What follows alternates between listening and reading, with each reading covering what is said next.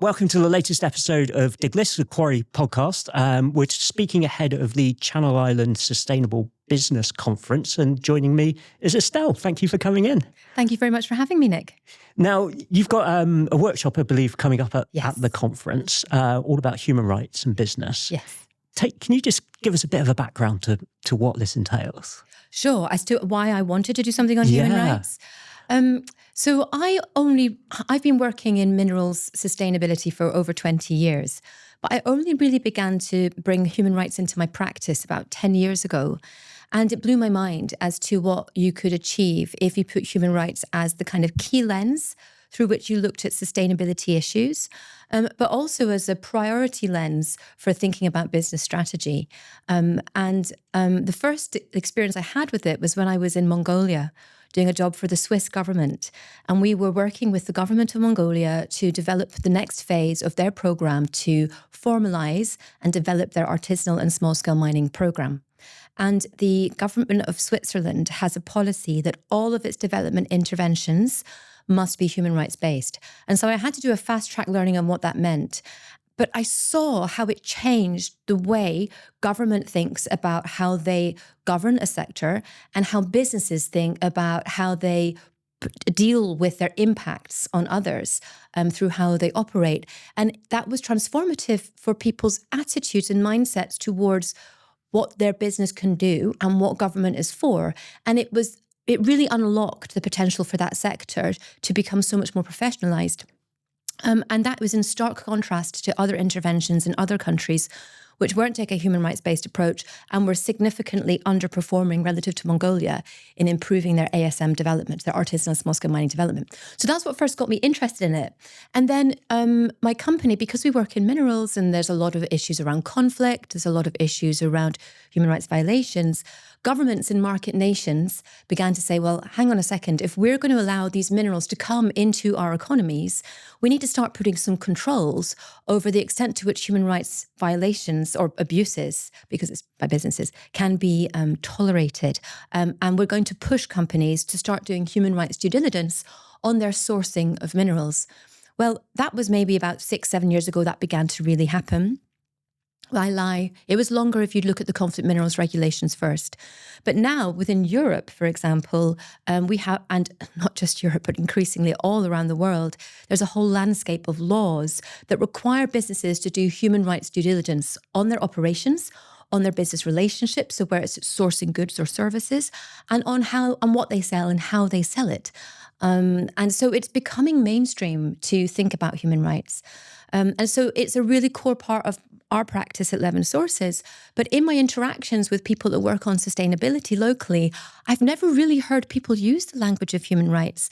And it concerned me that Guernsey may be a little bit behind because we don't have the same legislative push for businesses to think about this as businesses who work in other markets may have. And so I wanted to run a workshop to raise awareness about human rights and what they can do for business and have people be attracted to it, not just because there's a legal requirement to do so, but because of all the other things it can do to really unlock business value.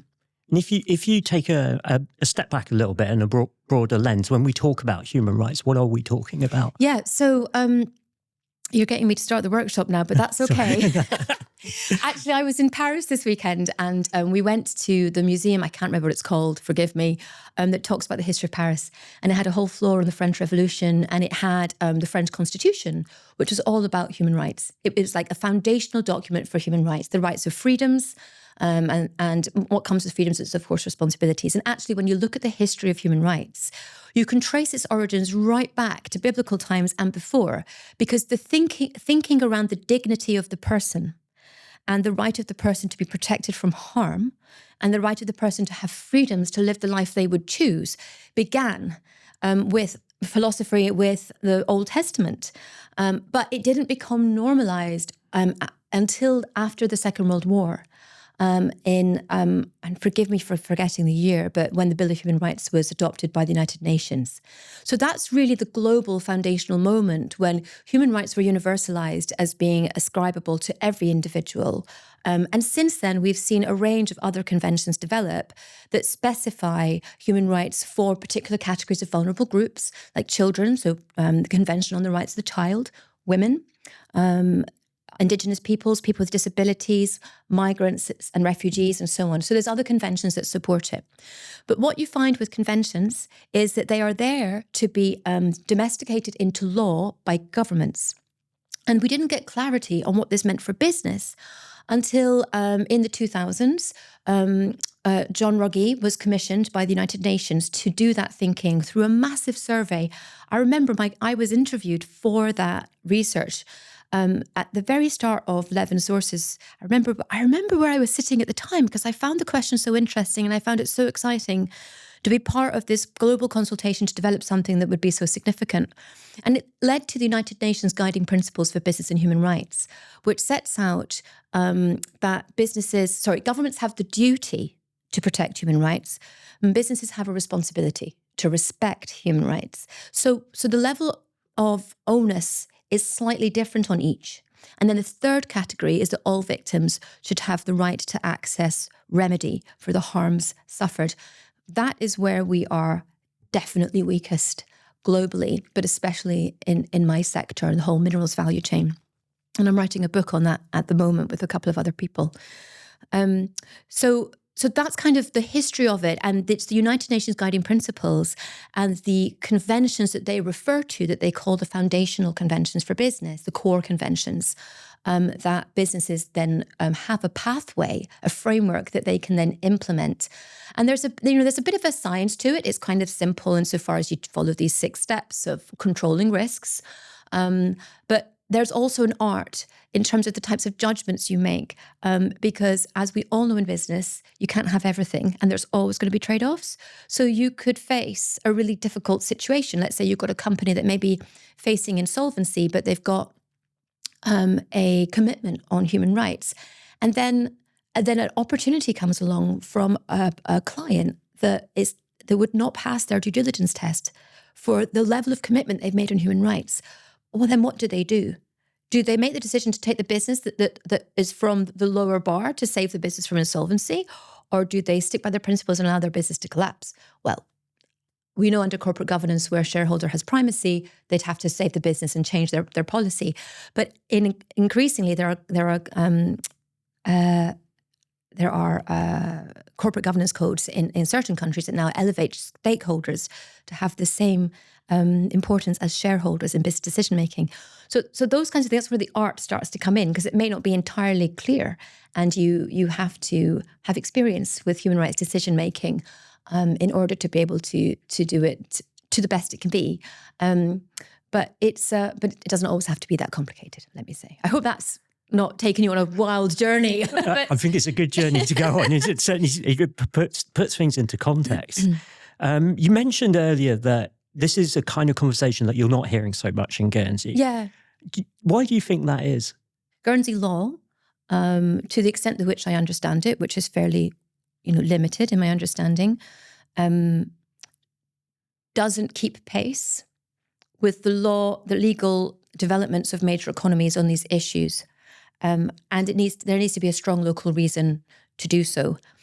I also think that sometimes Guernsey businesses may think that everything's okay, so therefore they don't need to think about it. Also, given that a large portion of our business is in finance, the level of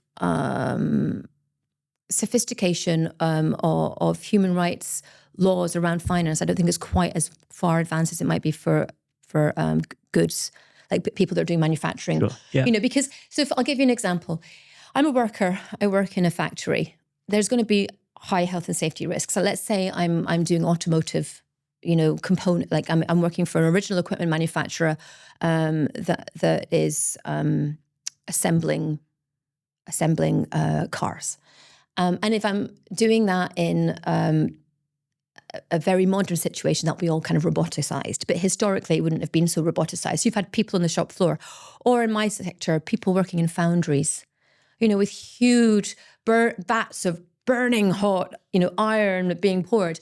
There's really high health and safety risks that happen. It's very visible, it's very clear. But you have somebody that's a worker in an office, well, their health and safety risk may be that they get a sore back from how they sit in front of their computer and their computer not being properly set up. It's still an issue, but the severity of the risk is not quite so high. So it may feel like the severity of the risks that we face in our operating environment in Guernsey feel a lot lower than they might be if we were actually operating in other jurisdictions. So it feels like it's not as high a priority. But the fact is that Guernsey has a whole bunch of human rights issues that are happening that are affecting people today, to do with housing, for example, that's a key one, and to do with quality of access to healthcare, which can sometimes be compromised compared to the quality of what people can get in the UK. So there are things that we as a nation need to be thinking about, and that businesses need to be thinking about how do they support their workers to be protected. But it's not just about workers, it's about women, it's about children, it's about the elderly, and it's not just about the people that work in your company, it's about what you do that impacts others abroad. So a very clear example would be the businesses in Guernsey that are in finance. What are their investment policies? What are they investing in? So for example, I saw that Lindsay has asked P&R to run an assessment of the state of Guernsey and where we are making investments as the state of Guernsey, and found that a portion of those investments are in things like adult entertainment, defence, and these are things that are ethically questionable and certainly problematic from a human rights point of view, unless you can still work in adult entertainment and fulfill human rights obligations. It's even more so important to do so. But there's a very large portion of that sector, for example, that is very human rights abusive or facilitates human rights abuse because they don't put controls or whatever. So by her asking that question and asking what we're investing in as an island and reconsidering the island's investment policy and, to what extent are we generating or complicit in human rights abuses through our investments, that is her taking a human rights action. She may not have seen it from a human rights lens, but she's taking a human rights-led action that will protect the human rights of people who are impacted by the investment decisions that the island of Guernsey is making. It's the same for the finance sector broadly.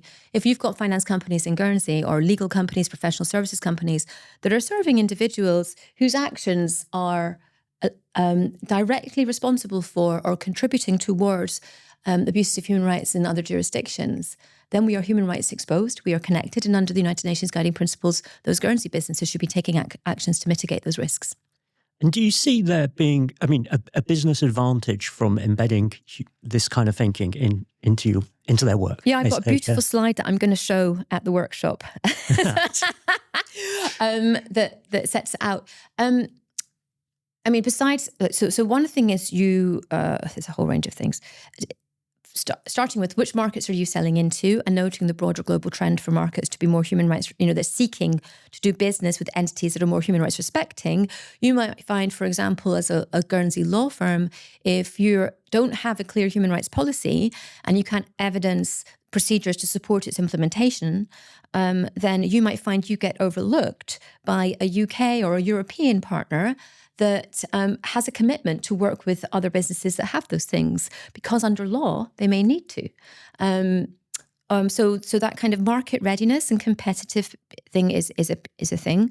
But also, when a company has a commitment to respect human rights and seeks to push that across all pieces of the business, it tends to mean that they do a lot more to support their workers to be happy at work and to be more productive, because often the measures you put in place to respect human rights improve people's health and wellness, improve their experience of the workplace. So it leads to greater labour retention and also talent acquisition. And in an island with an economy where it's really, really difficult to find people for certain roles or to retain people because we have such low unemployment, making your office a great place to work and ensuring that people feel that they are fairly treated, and that if there is an issue or a concern, that they have a process they trust to blow the whistle. All of that is human rights related. So talent acquisition and retention is another aspect. The other is just brand and protection of your brand value. Because if you are exposed by the media to have been connected to a human rights violation elsewhere, I think I saw a Guernsey company that had, as part of their carbon plan, made investments in a monocultural pine forest that actually had destroyed local habitat. That is not a good move from a broader sustainability or environmental point of view. So from my point of view, that was brand damaging for them. They clearly didn't have a holistic approach to sustainability and to even human rights, because human rights and environment are closely interlinked, and I'll explain that in the workshop as well. So there's that brand risk if you don't understand how you're exposed, and then somebody stands up and goes, "Here, look what's happened. You suffer that." It happened for one of my clients, gold refiner, one of the biggest in the world. Thought they had everything in place to conform with the conflict minerals regulations, which are partially, they're human rights respecting, but in a partial way, because they're supposed to allow you to do business in the highest risk context and remain engaged rather than feeling the need to leave because it's such a difficult place. Because there's evidence that when business stays and it seeks to conduct business responsibly, that is a stabilizing force in conflict affected areas. So they thought they had everything sorted. They had worked on their systems. They were trading in billions of gold every year in value.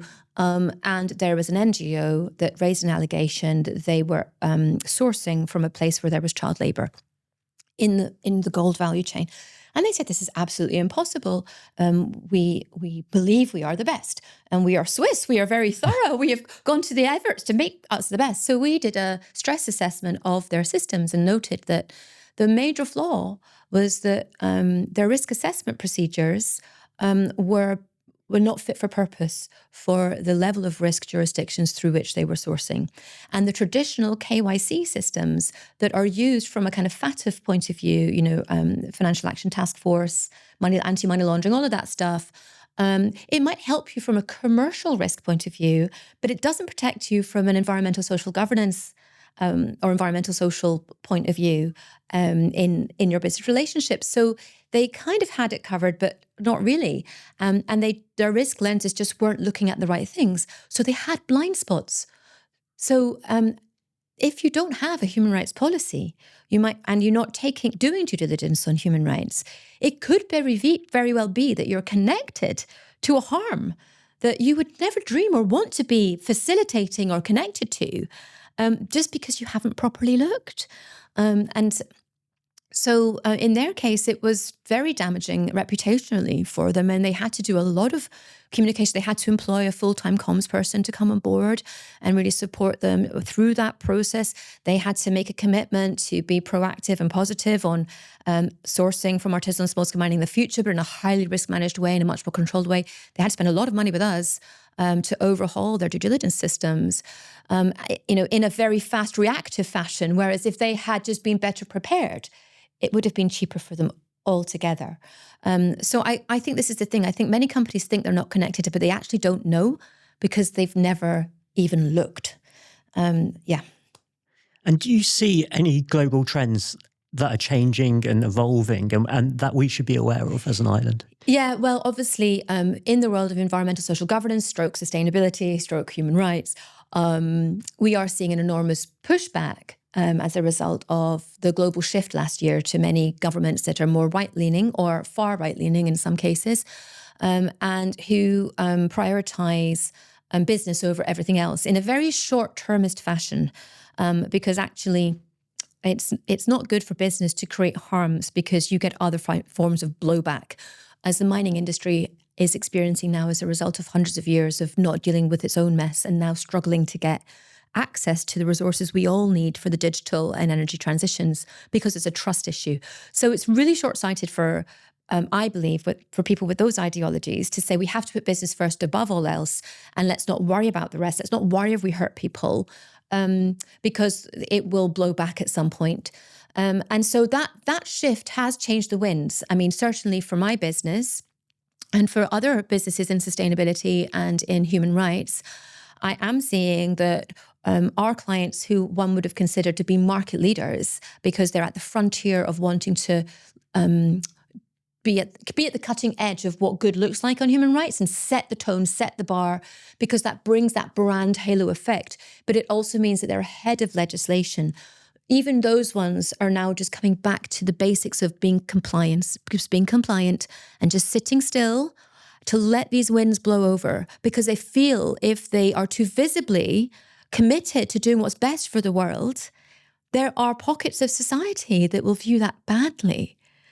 Somebody on Guernsey People Had Your Say tried to insult me by saying, "Oh my God, you're a Swiss Army knife for the United Nations Sustainable Development Goals," because they'd been offended by something I'd written about climate change and climate mitigation and human rights, and I actually was like, "Thank you." But the point was, they were coming from that ideology, that worldview, that if you care about other people today or tomorrow, that you're somehow bad. And that just doesn't stack up for me. So those wins are there. That pressure is there. The good news is we're seeing a lot of green hushing. And what it means is the companies that were doing this are still doing it. They're just doing it a bit more quietly. They're not doing it quite as ambitiously as they might have been. They've slowed things down, but they're still doing it. Because they know, regardless of the political moment we find ourselves in, we are in a material world. Madonna said it, and I do love her. But we are in a material world. We're in a world that has real physical limits. And we have surpassed 7 of the 9 planetary boundaries that, if we could remain within, can maintain Earth stability across all of our major Earth systems and Earth cycles. So fresh water, climate, artificial materials, nitrogen cycle, phosphorus, etc. And now we have gone past those thresholds. We just don't know what will happen, because the likelihood of major shifts arising is much, much higher than it was 10 years ago or 20 years ago. And, that is a reality. We are seeing higher rates of wildfires and floods, including in the global north. The Highlands were on fire this summer, Canada every year now, Spain. It's happening here and it's happening now. And so there is a material reality in which we live. And the only logical outcome of pursuing a path of not giving a flying monkeys, you see how I did that? We spoke earlier about that, didn't we? The only outcome of taking a kind of Trumpian approach, I think, to the world is such enormous global inequality, and we're all a much higher risk of conflict, and just so much suffering for people who are already vulnerable. And so I just think it's grossly unethical. I don't want to be in a world where it's okay for a tiny proportion of the world to have all the freedoms and fun and joy in the world, and everybody else is really, really suffering.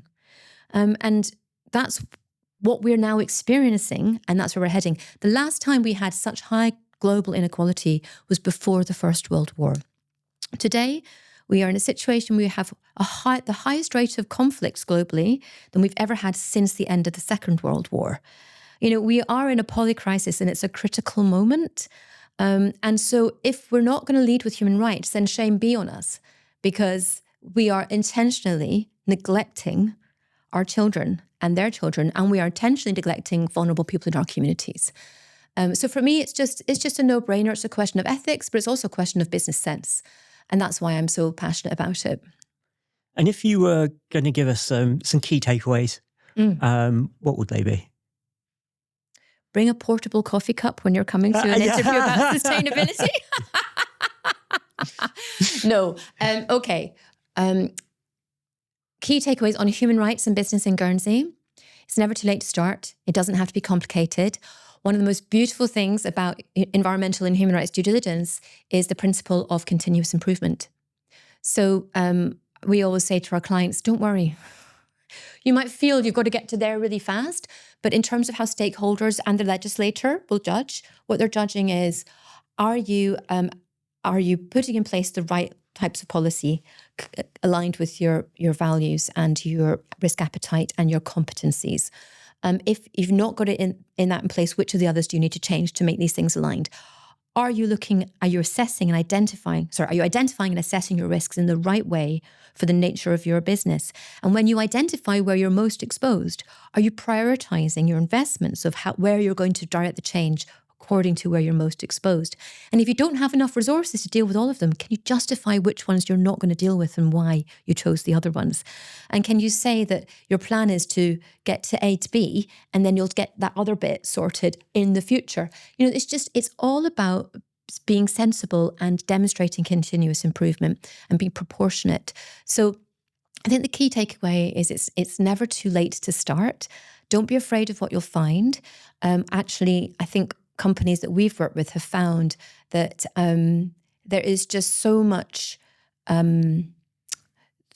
personal growth for all the individuals that are involved in this, that they unlock other forms of opportunity and value recognition through the process. So that would be my key takeaway. Estelle, thank you for your time. Thanks for having me, Nick. Thank you for tuning into this podcast. If you've got all this way, I'm really hoping that you've enjoyed our work. There's a few things you can do though to support us. Follow, like, subscribe, share, whatever you can do to help spread the word of The Quarry. The other thing you can do is head on over to our website, where you can become a member and really support independent local news.